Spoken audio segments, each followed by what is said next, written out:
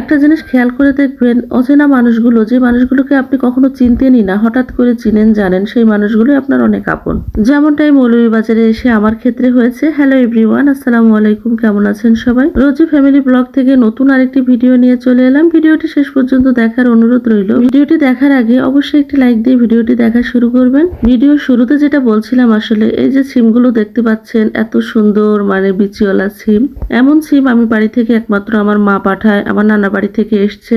আর এই যে মৌলভীবাজারে আসার পরে প্রত্যেকটা মানুষ আমাকে এত ভালোবেসেছে, কি বলবো। আমি পাবলিক বাসায় থেকেছি আর এসব মানুষের সাথে আমি মন খুলে মিশেছি। তাদের বাসায় আমি গিয়েছি, আমার বাসার নিচেই তাদের সবার বাসা। তারা যে খুব বেশি অবস্থাশালী তা কিন্তু না, খুবই গরিব মানুষ, কিন্তু মনটা অনেক বড়। আমি একটু অসুস্থ হলে তারা খবর পেলে চলে আসে। তারা একটু অসুস্থ হলে আমি তাদেরকে দেখতে যাই সময় করে। আমার টুইন বেবিদের নিয়ে কোথাও যাওয়ার জায়গা নেই। আমার এখানে যেহেতু বাবার বাড়ি অনেক দূরে, আমি পারি আর না পারি চেষ্টা করি আমার টুইন বেবিদের নিয়ে আমার এই যে শুভাকাঙ্ক্ষীদের বাসায় নিয়ে যেতে। বলতে গেলে শহরের ভিতরে একটা গ্রাম্য পরিবেশ, যেটা আমি আমার বাচ্চাদের সব সময় ফিল করে। তো তারা চেষ্টা করে কম বেশি তরকারি, সিম বলেন, তারপরে বিভিন্ন ধরনের কুমড়া শাক, লাউ শাক এগুলো লাগাতে। আর আমার বাসায় সব সময় তাজা তাজা জিনিস তারা ভালোবেসে দিয়ে যায়। আমার কাছে খুবই ভালো লাগে, খুবই ভালো লাগে যে তারা আমাকে এত আপন মনে করে। আমিও তাদেরকে খুব আপন ভাবি। কেউ আফা বলে, কেউ মেয়ের মতো দেখে, কেউ বোনের মতো দেখে। আমার কাছে খুবই ভালো লাগে আর এই জিনিসটা আমি খুব এনজয় করি। যেহেতু অনেক দূর, সাতক্ষীরা আমার বাবার বাড়ি, শ্বশুর বাড়ি সব একখানেই। চাইলেই আমি যেতে পারি না, চাইলেও তারা আসতে পারে না। তো এই মানুষগুলো আমার খুব খোঁজ খবর নেয়, যেটা আমার কাছে খুবই ভালো লাগে। তো আপনাদের সাথে কথা বলতে বলতে দেখতেই পেলেন সিমগুলো কেটে কুটে নিয়েছি, কিছুটা ইয়াসমিনকেও দিয়ে দিয়েছি।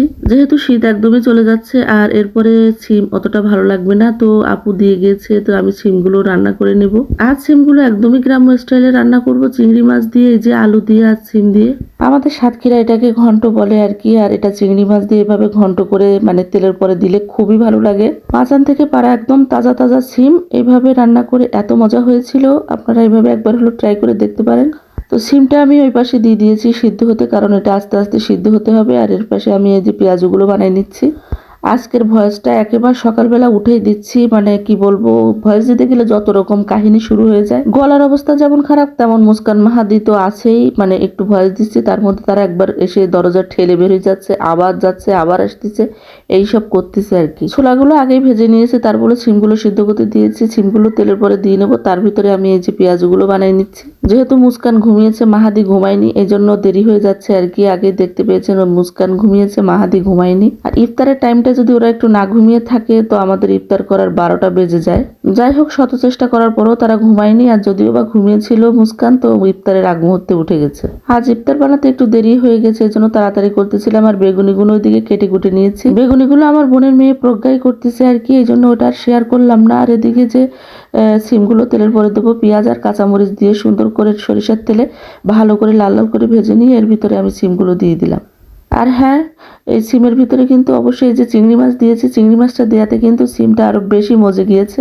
এক কথায় সিম্পল কিন্তু খুবই অসাধারণ একটা রেসিপি এই সিমের। অবশ্যই একটাবার হলো আপনারা ট্রাই করে দেখবেন। তো সিমটা আমি ভালো করে ভেজে নিব। এটা ভেজে নিয়ে এটা দিয়ে একরকম খাওয়া হয়ে গেছে। আর আমি গরুর মাংস দিয়ে মুগের ডাল রান্না করব, যেটা ইফতারের পরে।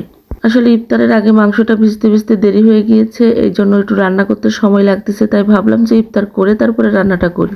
আমি আসলে যতটুকুই ভিডিও করি খুবই কষ্ট করে করতে হয়, কারণ আমার টুইন বেবিদের জন্য আমি ইচ্ছা করলেও কোনো ফুটেজে নিতে পারি না। আগেও আপনাদের বলেছি, আসলে আমি চেষ্টা করব বাচ্চারা একটু বড় হলে আস্তে আস্তে সব ঠিক হয়ে যাবে। যেহেতু আমি নতুন, ভুল ত্রুটি তো থাকবেই। আপনারা আমার পাশে থাকলে ইনশাল্লাহ আমি এগিয়ে যেতে পারবো।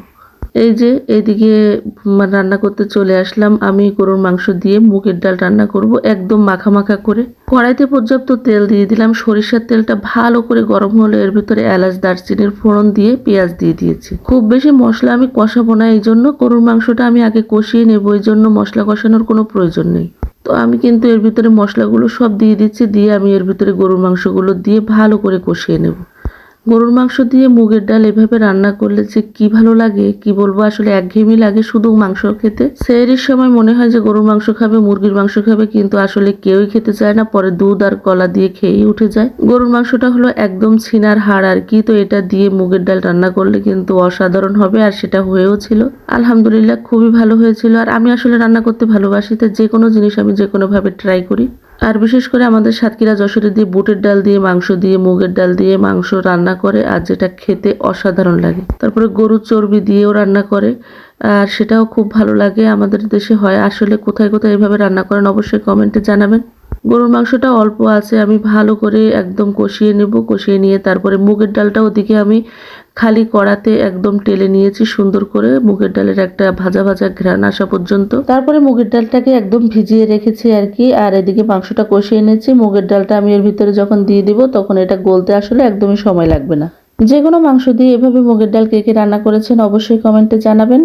আমার ভিডিওগুলো যারাই দেখেন কম বেশি, যেহেতু আমি একদমই নতুন, খুবই অল্প মানুষের কাছে আমার ভিডিওগুলো পৌঁছায় আমি জানি। আমি না বুঝে আসলে আগে একটা চ্যানেল খুলেছিলাম, যেটা আমি আসলে খুলিনি, ওটা আসলে আমার মেয়ে খুলে দিয়েছিল। আসলে কোনো কিছু না বুঝেই তো চ্যানেলটা আসলে আমাকে ছাড়তে হয়েছে আর কি, ডিলিট না করে আছে চ্যানেলটা। তো এই চ্যানেলটা আমি নতুন খুলেছি, আর আপনাদের বড় ভিডিও বেশিরভাগ দিচ্ছি আর কি, চেষ্টা করতেছি। তো ভিডিওটা যাদের কাছেই যায় অবশ্যই আমার চ্যানেলের পাশে থাকবেন, আর আমার ভিডিওগুলো কেমন হয় সেটা জানাবেন, আর কেমন হলে ভালো হয় সেটাও জানাবেন, কেমন ভিডিও আপনারা দেখতে চান সেটাও বলবেন।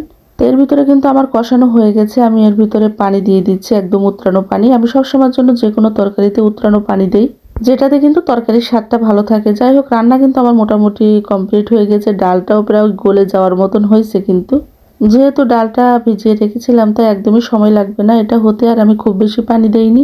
ডালে খুব বেশি ঝোল রাখবো না, একদম মাখা মাখা রাখবো, এই জন্য সেইভাবে পানি দিয়েছি।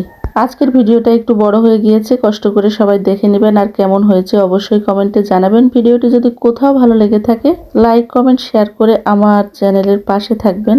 আর আমার কথা যদি কোনো ভুল ত্রুটি হয় অবশ্যই ক্ষমা সুন্দর দৃষ্টিতে দেখবেন। আর এর ভিতরে কিন্তু আমি সামান্য চিনি দিয়ে দিয়েছি, যেটা স্বাদটা ব্যালেন্সটা ঠিক রাখে। দেখতেই পাচ্ছেন কেমন লোভনীয় হয়েছে। তো আজকে এই পর্যন্তই। ভালো থাকবেন, সুস্থ থাকবেন সবাই। আমার পরিবারের জন্য দোয়া করবেন। এই মাহে রমজানের ওসিলায় আল্লাহ সবাইকে ভালো রাখুক, সুস্থ রাখুক। আজকে এই পর্যন্তই। আল্লাহ হাফেজ।